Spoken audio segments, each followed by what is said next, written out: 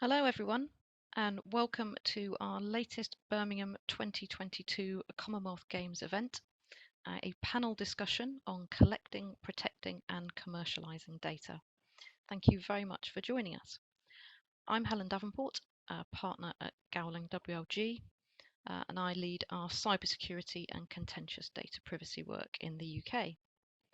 Today, I'm joined by an esteemed panel of speakers from the Games. Louise Dodds, Head of Event Services at Birmingham 2022 Commonwealth Games, Sarah Griffiths from the Commonwealth Games Federation, where she is Digital Delivery Programme Manager, and Alex Balzaretti, also from the Commonwealth Games Federation, and Alex is Strategy and Project Senior Manager.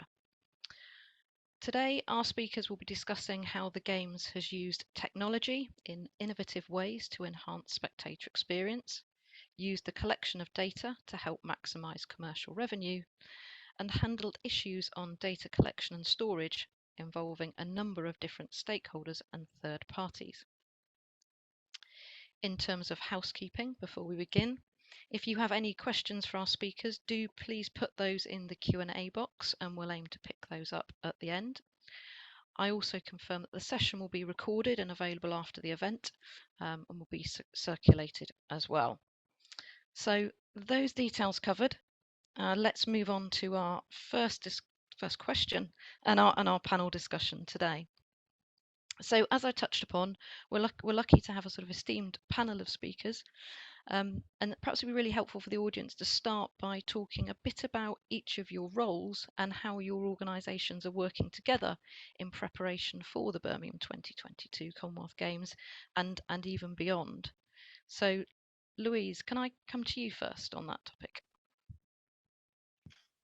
Yes, certainly. So hello, everyone. My name's Louise Dodds, and I head up the event services functional area here at the OC. So event services are responsible for championing the needs of the spectator client group in all aspects of the games planning. So our primary role is to ensure that the spectators have the best possible experience on venue at the games. So how we do that is by looking at their needs, by anticipating what it is that will make it the best possible day. So we like to ensure that we can operationally get them to venue, they can move around efficiently, that all the things that they would want to experience on venue is there, and that we understand how they're going to get to the games, what they need, and that we can ensure that we give them the best possible experience. And to you, Sarah. Good afternoon, everybody. I'm Sarah Griffiths. I'm the Digital Delivery Programme Manager of the Commonwealth Games Federation. I joined the Federation in 2020 during the middle of COVID, and I was brought on board specifically to manage the operational side of the digital transformation that has been put in place. This was deemed to be the best route forward after various strategy plans that were enacted after the last games back in 2018. And the decision was that we needed to try and avoid the boom-bust model of the games going forward to make it slightly more sustainable for future hosts. So a digital transformation was devised, and as a consequence, it was decided that across the Birmingham Games, we would look to develop a brand new infrastructure from a digital perspective around website, app, B2B products that would allow us to take those products forward into future games. So my role is very much a case of working with the OC, working with CGFP, who is the venture capitalist partnership side of the business, of which Alex works for, to ensure that all the contracts that we put in place around the procurement of these platforms are sustainable for future games. And obviously working very closely with Louise, with regards to making sure that spectators get access to those digital platforms and to ensure that they have the best experience possible. Thank you, Sarah. And Alex, could you talk a bit more about what you've been doing?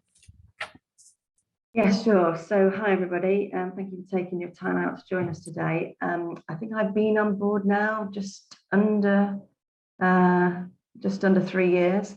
But yeah, I guess following the Gold Coast 2018 Games, the Commonwealth Games Federation established a new delivery model for future games, which is a majority venture, as Sarah referred to, with Sport 5. And that delivery model is focused on a much more economically sustainable games. So that's specialist recruits that are implanted as secondees into structures, shorter delivery times that are worked on, and that total commercial ownership of contracts, which is delivered by CGFB. So all of the commercial contracts, and for that I really mean anything that's revenue generating, essentially, so broadcast, sponsorship, licensing and merchandise, of which I oversee, are delivered by and secured by CGF partnerships, but in a tripart arrangement with the Commonwealth Games Organising Committee, who are responsible for significant amounts of those undertakings and deliverables within those contracts, everything from IP, marketing, sponsorship rights, etc. And for Birmingham, this has meant working really closely in the delivery of all commercial agreements alongside the organising committee, CGFP through myself and our team, and also the individual partner, whoever that might be. So I guess data collection, ownership, transfer and use, and all of the legal requirements around that data, both in the run up to, during and following games across these various relationships, has been closely managed by the in-house legal team within the organising committee, and obviously supported by Gowling as our legal partner. So lots of very close coordination between all of our different organisations to I guess get to the points that we're going to cover off today. Thank you, Alex. And we, of course, between us, we had some really interesting discussions in preparation for this event. And one of the things we talked about in those discussions was a common theme or objective of fandom. And I think it'd be really interesting if you could talk about what that means in each of your roles and how, therefore, data is relevant to you in that context. So I'll come to you first, Louise. Thank you, Helen. So from my perspective as the functional area responsible for looking after the spectator client group, we look at this holistically. So Birmingham 2022 is a one-off event, but the Commonwealth Games happens every 4 years. So our spectators are likely to have a degree of awareness about the Commonwealth Games itself, but they don't necessarily know very much about it.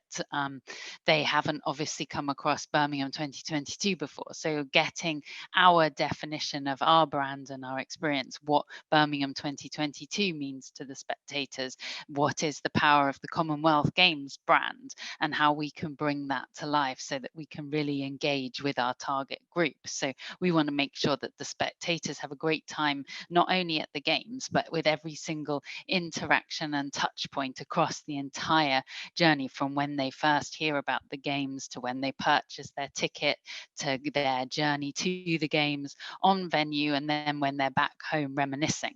And as Sarah talked about, the digital overlay of that, it is so important for bringing that journey to life. And we believe very strongly that if we can engage with these fans, with these spectators at every key touch point, then we were so important. Or because fans are advocates, they recommend, they talk to everyone about your event, they believe in it, they have an emotional connection. And for our overriding vision with the Birmingham 2022 to be the games for everyone, we need to make that emotional connection with everybody and ensure that we really are delivering something for everyone in our proposition. Thank you, Louise. I think we may have just lost a little bit near the end then, but one of the things you were talking about was Sarah and the relationship from the sort of the digital perspective. So Sarah, do you want to come in on fandom and the digital audience? So yes, as Louise says, her primary focus is very much on the spectators, the people on the ground, and the people who are coming to visit Birmingham. And obviously how digital plays its part in that is very key.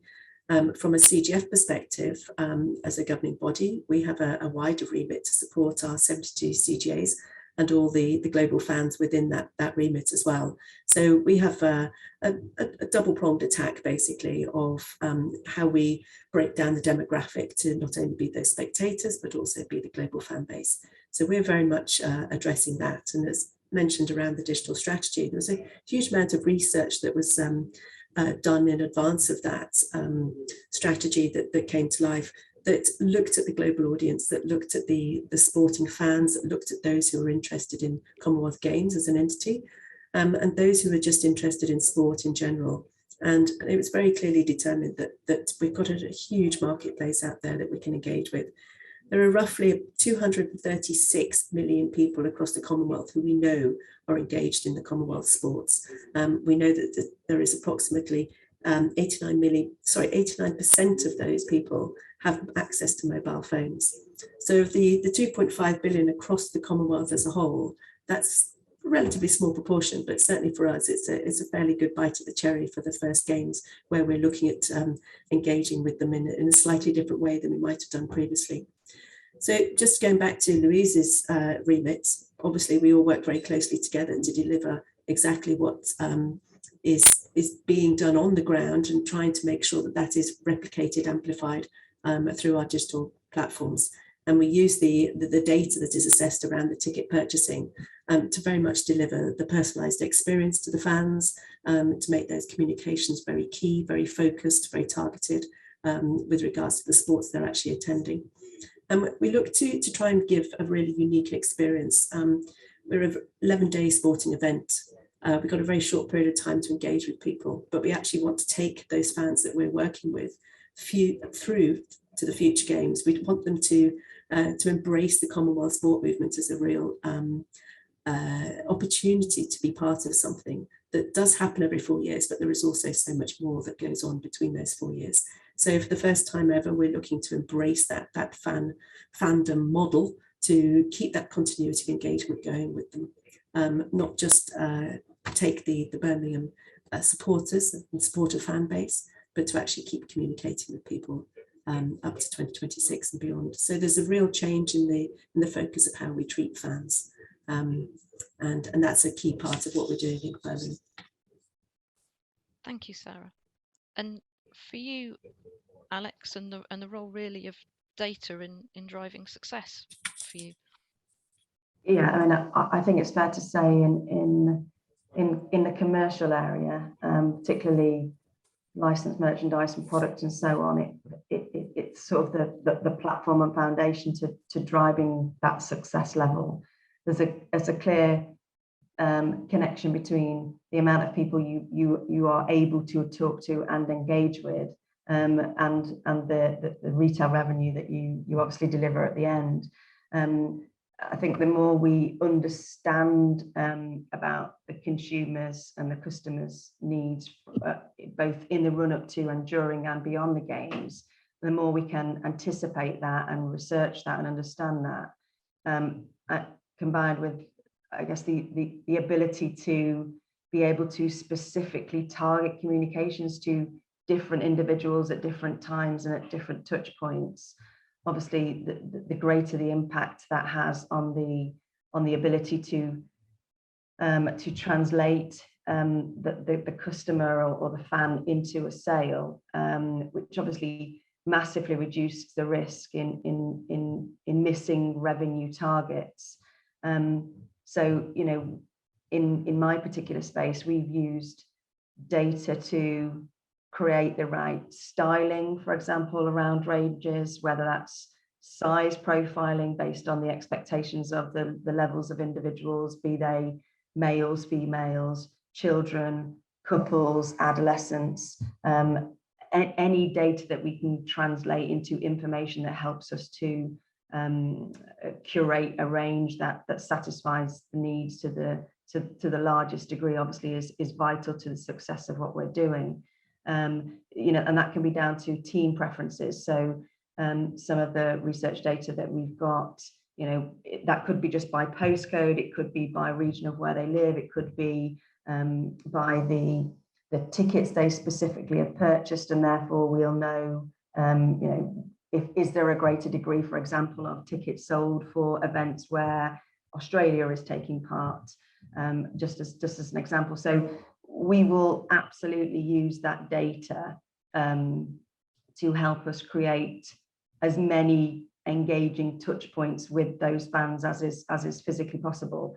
And we also determine when we put products on sale based off the data that we've got, so that we are countdowning milestones. So there may be individuals globally who are more engaged with the Queen's Baton Relay, for example, and where it's going, what it's doing, than maybe the activity of sport at games time itself.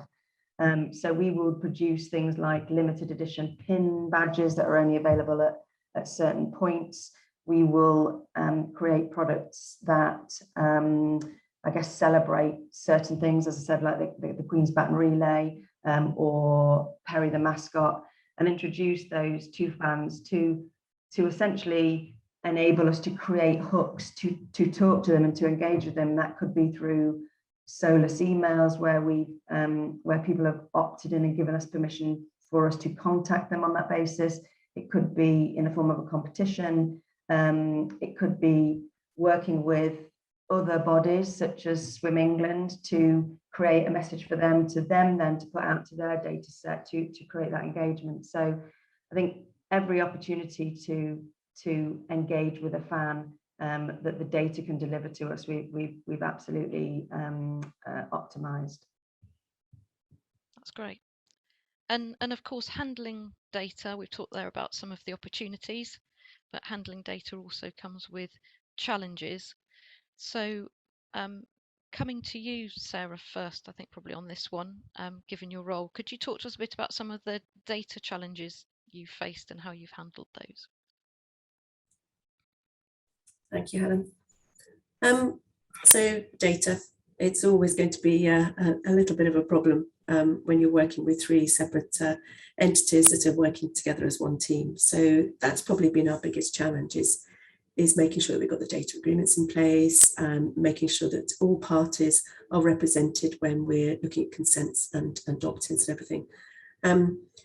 Part of the digital transformation is that the Birmingham platforms are being put in place first and foremost. We're very much focusing on the games time, and post games time, we're then looking to make that transition of those digital platforms into the Commonwealth sport platforms, which is all very well and good, but of course it does mean that if somebody's signing up to create an account through the single sign-on process of the website or the app, etc., then we've got to ensure that there's that continuity for that relationship, for the ongoing support and protection of their data. Otherwise, we're going to have to go and ask them to re-engage, re-register, create a new account, etc., which is not a great user experience.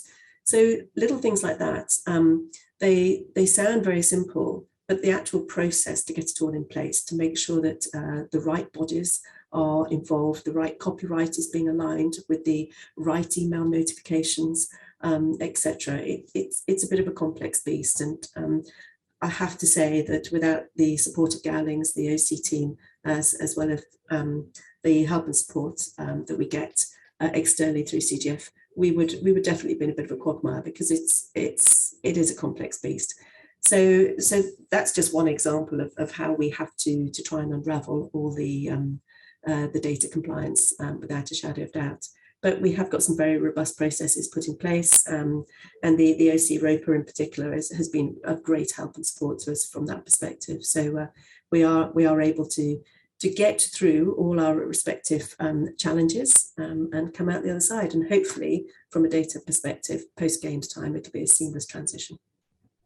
Indeed. And for those of us that perhaps aren't as immersed in data as I know all of you are on this call, and others of us, obviously ROPA, record of processing activity, very, very important, as you said.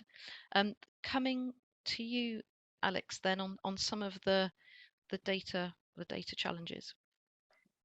Yes, I think for us in our particular space, obviously generating the data in the first place is the challenge, and then obviously the raft of legal requirements and responsibilities by multiple parties involved that Sarah's just referred to obviously kicks in. But trying to engage with an audience in order to stimulate their desire to want to put that data in the first place, and also any opt-ins and any legal requirements that surround that, as Sarah said, to make sure that we could actually talk to them and engage with them once that data does exist.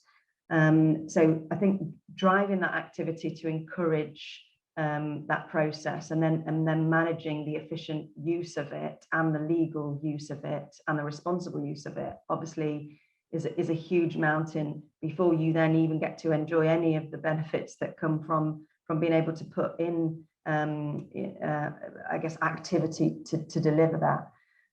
But maximizing messaging opportunities in the correct way to the correct audiences, in order to, I guess, maximize the exposure and awareness, but doing that all in a way that doesn't then cause irritation. So how frequently do we do it?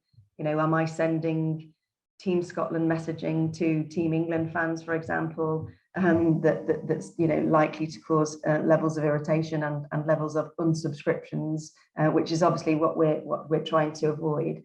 So I think taking care to understand what the data tells us before we then take action, and that is obviously highly time consuming.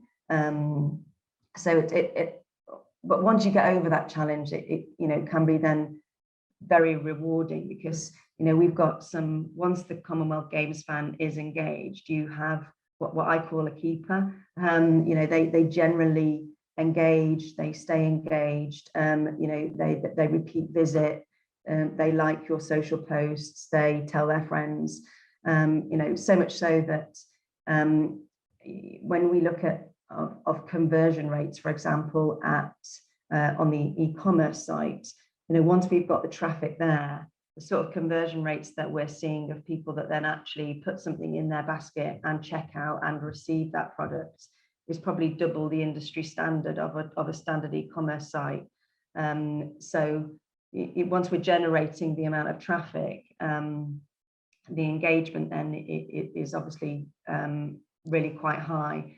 But for me, it's that initial challenge is certainly generating it in the first place, and then I guess that respectful, responsible, and legal management of that data, so that we can maximize it, but absolutely in the right way.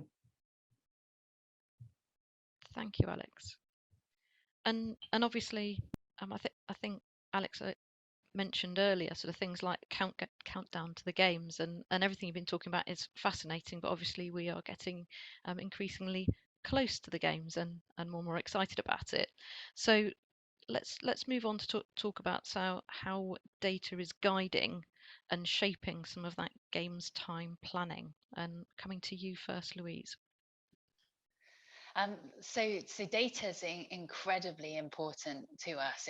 The information and insights that we get from our spectators, from our customers, it enables us to anticipate their demands and also their actions. So from an operational planning perspective, we're anticipating 1.5 million spectators across 15 competition venues. So that's a phenomenal size event, and it's really important to understand what it is that the spectators expect that they'll do. So through our surveys that we send out, we're able to predict behavior. So for example, how long will they arrive on venue before the sports session starts? What mode of transport are they going to take?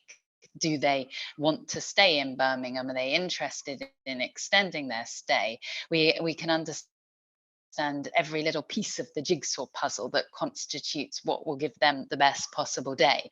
And then we make sure operationally that our staff, our resilience is ready to welcome that demand and interest. So an example is from the spectator comms side of things. We send out emails to the database. We can then see how many people have opened those emails from that email, how many have then gone on to use our journey planner, what proportion are planning their travel in advance, how are they getting there, and if we need to make any tweaks to our operation, we can do. And that's really important to us, is taking the insight, using the insight, and then responding accordingly. Thank you, Louise. And this time we'll come to you, Alex, next, I think. I think that the word Louise used there, insight, is certainly in my area. You know, having that data capture is one thing, but being able to manipulate it to tell us stories, to give us information, to help us make decisions. So, you know, we know our venue capacities, but now we know how many people will actually be sat in those seats. We know the makeup of those people. We know their age profiles, for example. We know whereabouts in the country or the world, or the local region they're coming from. And we know, even to the point of, you know, the average amount of tickets each person bought for each individual session, and which sessions they are and what time they're at. So from that, we know a huge amount. I know, for example, which route they're going to walk to the gymnastics event that's at 10:30 on a Saturday, because all of that has been planned in accordingly. I know, therefore, that there will be passing by X amount of points where they can purchase. I know that those points are advertised on wayfinding. So it massively helps us, I guess, particularly during game time, to manage footfall flow and expectations, which helps us manage the amount of retail staff that we then put in place, the sort of stock that we have available, and the ability to manage that stock obviously is quite crucial, because, you know, success for anybody in sort of licensing and merchandise for events is all determined on how much you have left in the warehouse at the end of it. So being able to manage and almost understand and predict, you know, what people will do based on the insight that we've got from that data, is absolutely crucial to our planning, where we put the product, what product we put where, and who we service. So all of this insight massively reduces our risk of not hitting particular targets, which obviously is revenue that goes back into the pot to fund the game. So absolutely vital, the data is guiding us through games time. And I think what was interesting when we were speaking earlier again is that there have been some surprises for you, things that perhaps you didn't expect, which have changed and now changed the way that you might approach some things. Exactly, yeah. So, you know, at the start of 2021, we launched the e-commerce site. So anybody from around the world and the region and the nation can go online and purchase. And from those purchase patterns, we again, that's using Louise's words, we looked at the insight that was telling us, and from there we decided on the breakdown of range that we would take to an actual live test event that happened earlier on this year, and retail to, you know, to the fans that were there. And we absolutely did not see the profiles of product sales that we'd seen in the e-commerce world that we saw for, you know, in real life, when there were people actually stood in front of the product. And a lot of that is to do with the makeup of who was there. So, you know, there were couples with families. Obviously those children have a voice of their own and are quite demanding. It's referred to as pester power in my world, and can absolutely massively swing what you put in your basket and what you choose. So from that particular event, we did not take enough product for children, because the e-commerce sales suggested that it was a proportion, but nowhere near as large as what we've seen. But the benefit of that, and I guess test events, again, it's another form of insight, and that's given us the opportunity to reassess that offer at venue, to make sure we do have access to a broader range to satisfy a broader demographic. But also we've looked at storage on the basis of that, so that if, again, you know, boxing, for example, I'm sure we'll have a different purchasing profile than what we'll see at the athletics, just because of the nature of the ticket holders and their demographics. So what we can then fit into storage, so we can quickly flip around the offer, is also quite vital. So yeah, and another one has been around programs.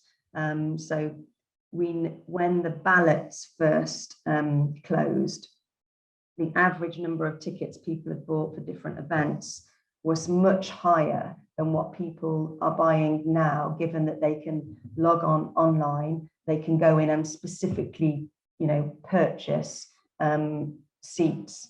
Now, during the ballot, you don't know what you're going to get, so you generally hedge your bets and you put more in there. So if we'd have made the decisions on how many programs and who we were going to target based on the back of the ballot, we'd have also got that wrong. So again, I think the importance is having the ability to sense check the insight if possible, and sort of confirm that what you're expecting to see happens, and if not, that you have a backup plan to move that around. So yeah, certainly some significant learnings, even only in the past 6 weeks, that will help us in the next 6 weeks. Thank you, Alex. And now to you, Sarah, just to talk about your work in relation to games time planning. Thanks, Helen. I think Alex has hit the nail on the head, actually. Providing context around data is absolutely crucial. We have taken a lot of data from Gold Coast in 2018, and we've been able to look at that and say that we want to build upon that in terms of our success levels. So things like setting our KPIs for the digital platforms, ensuring that we've got more people downloading the app than we had before, more people looking at the website than we had before, more people engaging on social channels than we had before. That is a given that we're going to want to raise those levels and raise those targets. But fundamentally, it's the context behind that is the really important bit that is going to allow us to make significant improvements as we move forward to 2026. So with my role, it is predominantly about the future. Everything we put in place for Games Time, we want to look at how we build upon that. And for the first time ever, we're actually engaging with a real digital, a real data program that is allowing us to look at data, not just from a fan perspective or not just from an engagement perspective, but from a B2B level as well. So the data program is looking at every single aspect of the delivery of the games, such as how many buses were being made available for athletes and who was using them, were they being used at the optimum level at the optimum time, etc. And across the villages in particular, this is an area that the athletes have great fun. There's going to be 5 of them at this Games, which is significantly different from previous Games, where previously it's been 1 village. So these 5 villages are going to be made available to the athletes to rest, recuperate, network, enjoy themselves, relax, etc. And there are lots of things that go on to help and support those athletes in that aspect, such as workshops, jewelry making classes, silent discos are going to be available for them, all things that will help them just prepare for their actual event and perform at their best. So looking at that data, that's all very well and good, hosting these workshops, but how do we know who's going to attend? How do we know who's going to actually be able to engage, or is there any point putting on a silent disco? So little things like that, we're able to use the digital platforms to get some heads up on numbers. We're then able to look at those numbers, look at the times that they were hosted, look at the way that we engaged with people, look at the way the communications are put out, and get that context behind the data that we're going to get and say, was this viable? Was it cost effective? Is this something that people really appreciated and wanted? So that when we get into 2026 and future Games, we're able to take the best and deliver it for the athletes at the next Games. So every aspect of data collection does need to have some context behind it so that we can actually do some real analysis of how valuable those insights really are. Thank you, Sarah. And that was obviously sort of as we closed on that question, really interesting in terms of from the athletes' perspective in those villages. We've touched a number of times in the webinar about spectator engagement, and I just want to come back to that and perhaps drill down in a bit more detail. And so, Louise, could you talk in a bit more detail perhaps about some of the initiatives that that you've been working on to engage spectators in the games?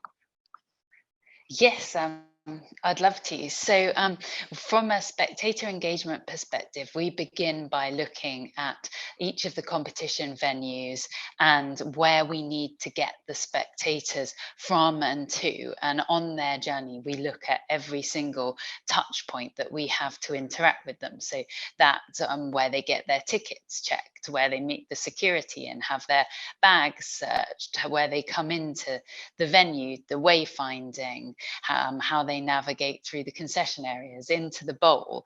And so then we have what we call a experience wheel. So we look at the timings then, so counting down from the sports session starts and each touch point, and then that gives us our areas in which we can engage. So there's 4 main ways that we look to engage with the spectators. So first and foremost, the Commonwealth Games are about sport. So it's really important that we help inspire the spectators about the sport. We want to build atmosphere so they can cheer the athletes onto those golden winning medal performances. We want to inform them so that when they take their seats, they understand the basic rules, they understand the caliber of the athletes, they know what they're saying. So that's our kind of first strategy, is very much building hype and informing around the sport. Our second thing, these are the most inclusive games. So it's really important, have we done everything we can to engage from a sustainability point of view? Have we got something for families, for young people, for old people, for people that need extra support? So we have initiatives called our family rest area. So the event services team have a space on every competition venue that if a breastfeeding mother needs to take some time out, or a child's getting very upset and they need a quiet place that they can recoup, we have an area which has sensory provision and privacy so that we can offer those services. We then look at each of our touch points and then consider what are the potential pain points, so what could cause frustrations. So for people with young children, competition sessions are quite long. So how do you keep them engaged? How do you stop them reaching for the parents' phones? So we designed an initiative called Perry's Activity Book, which will be available for our younger ticket holders, where they'll get some pencils and this booklet and they'll be able to fill it out in the seats. So something they can do by themselves or together with their parents. And it's all about bringing to life the game's values. And part of this includes a trail. So we have 5 Perry points around venue that the children can go and get their books stamped. And then on completing all 5 stamps, they're then able to go to Alex's mega store in Centenary Square and take their completed booklet. So it's very much turning anything that could be a potential pain point into a positive experience. And finally, our 4th area is very much operationally using that spectator experience and engagement to help mitigate any potential risks. So on a very basic level, if we've got an access ramp and we need to make it look tidy at the sides, we get some nice planting, through to a much bigger risk that we have to get people in and out of sessions in certain times. So to inform them and really bring that to life, we've worked with Alison Hammond to record our pedestrian screening audio. So she, in her brilliant Brummie accent, will give us the operational instructions by bringing to life the personality of the games. So rather than that being a risk that people take too long to get through security checks, she's helping guide it. So those are our 4 big things: keeping sport central, making sure we've got something for everyone, mitigating the pain points and the operational risks, to give out the best games for everyone. Thanks, Louise. And Alex, obviously, Louise mentioned there, so should we come to you on this question? Yeah, sure. So Louise kind of referred to our megastore, which opened just over a week ago now. But the amount of effort that's gone into it isn't just a pop-up shop. These are, engaging environments for our fans to pass by and pass through and pass into. And the idea is that they're a sort of a welcoming space. They're their first point of real interaction with something tangible from the games.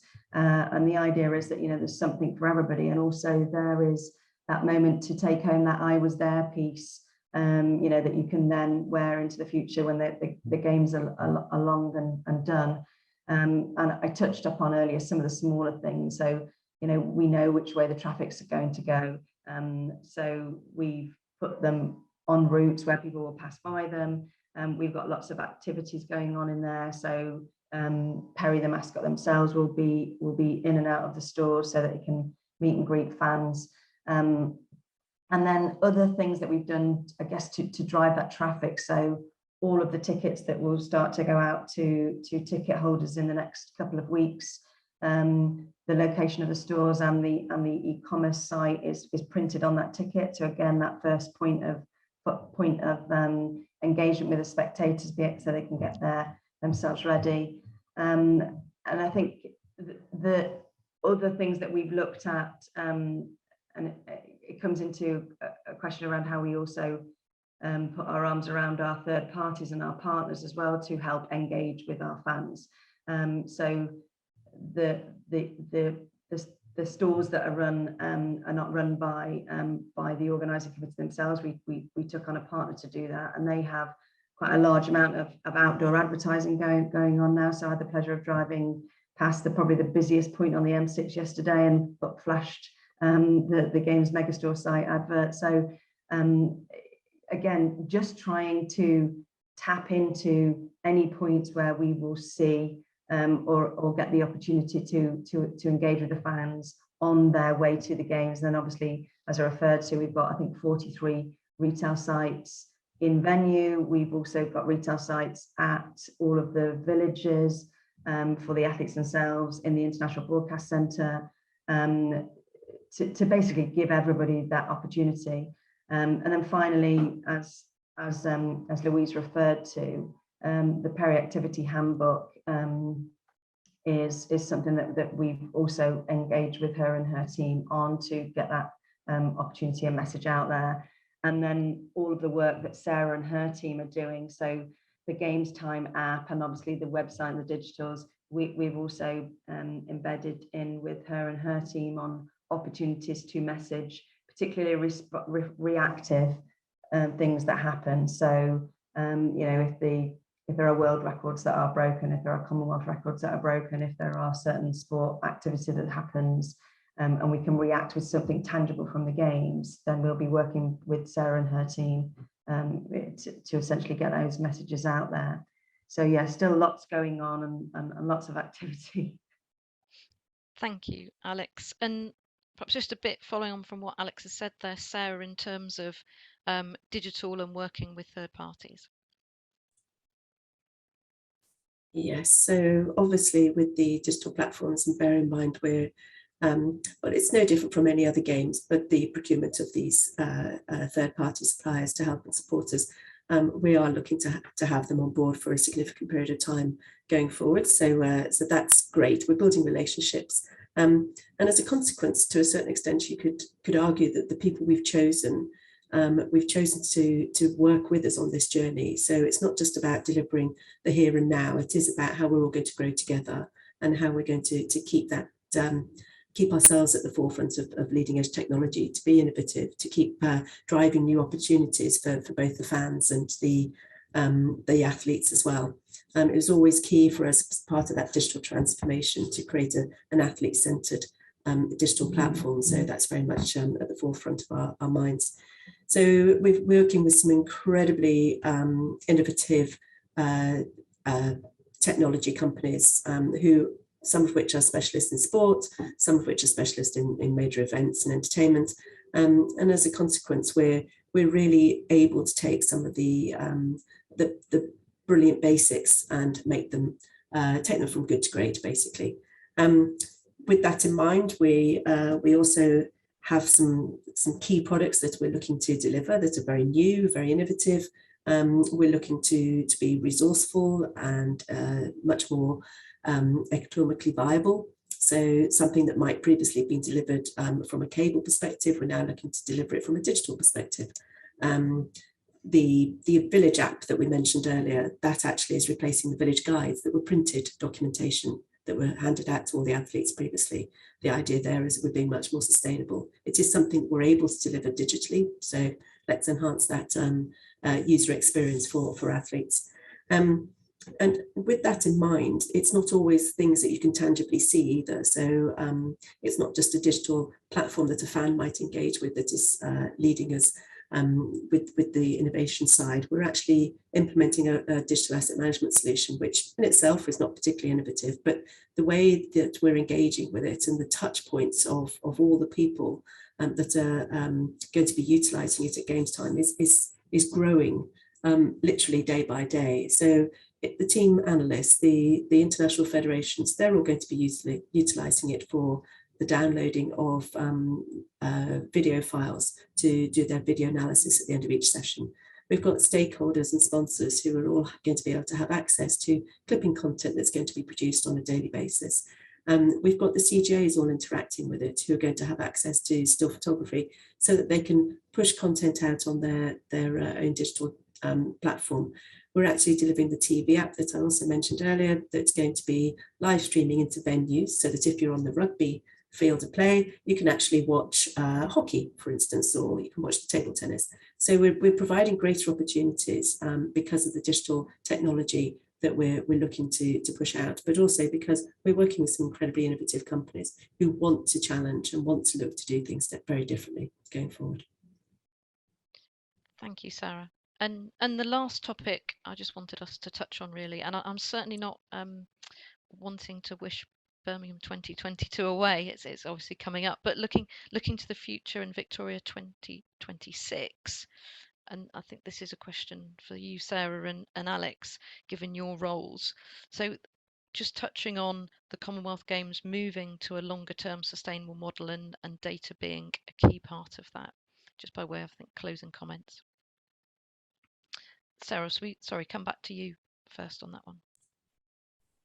Yeah, so I think I've alluded to it quite a few times that the future games in 2026 and beyond that in 2030 and 2034 are very much a key part of how we're looking to change the overall model of Commonwealth Games. The Federation is working closely with the hosts to look at all the innovations that we've been putting in place. And again, we're going through that data programme to really drill down as to what has been successful, what can we do better, what can we take forward, and what can we dump as well. So it goes both ways. We are looking at the good and the bad. And all our partners, so our host broadcaster, Sunset and Vine, we've actually put in place a programme for them to do all this clipping on a daily basis. We'll be looking at the actual return on investment of that respective team, the people that they've got in place, the training that they will have had to have undertaken, and the value that we're going to get from those clips. So anybody and everybody who's able to engage, amplify that content, get that share of voice out on the social media channels, is it actually delivering the value of the cost of being able to get those clips out? Should we be focusing on getting less clips out that are more targeted in future, for instance? So that's all going to come into play when we actually take stock and do our data analysis at the end of the games. Everybody thinks that as the curtain comes down on August the 8th, that'll be it. But sadly, we'll all be sitting here pouring through the data and making some key decisions for what we do in 2026. Thank you, Sarah. And well, that was a great summing up. I will offer you the opportunity, Alex, if there was anything you did want to add to what Sarah said. Otherwise, I shall move on to sort of a couple of comments and then closing. No, I think the only thing I'd add is in relation to how we now use this data for decisions around Victoria 2026. So, you know, the in-house legal team at the OC, there's a lot more data, obviously, that they're involved in than just the data that we've talked about today. But one of those has been around IP, for example. So we've recently sat down and looked at, you know, the intellectual property that's been registered, where it's been registered against what classes, how much that costs, any infringements, how we manage all of that. And we're already taking those learnings. In fact, have a meeting tomorrow morning with Victoria on exactly that subject to enhance and make sure that we can sort of take the benefits of what I guess Gowlings have supported the organising committee on in that space, and enhance that particular piece for the next game. So yeah, that's the only piece I'd add to what Sarah said, really, other than data has been paramount to every decision we've made, and will continue to do for the future games to come. And indeed, and I think it's just important to say, and I'm conscious of time, so I'll leave any sort of questions possibly to be followed up on. But in terms of just an observation, we've talked very much and focused on the collection of data for fan marketing purposes really today, but touched on the athletes a bit as well. But it's just to emphasize, it's obviously such a small section of the story for you all at the organising committee and the Commonwealth Games Federation. So fascinating and interesting topic of discussion, and I'm conscious you're handling an awful lot else as well. So I think it just remains for me to thank Louise, Alex, and Sarah very much for their time, insightful discussion today. I really enjoyed it. And thank you, of course, all to you for joining us today. I hope you found it interesting. Our next event is a leadership and resilience event on the 12th of July. That's going to be in person at our 4 more London offices from 6 till 8 p.m. If you can make that, that will be great. And please do sign up if you haven't already. A link will come round in the follow-up materials. But thank you all very much, and I hope you have a good rest of the day.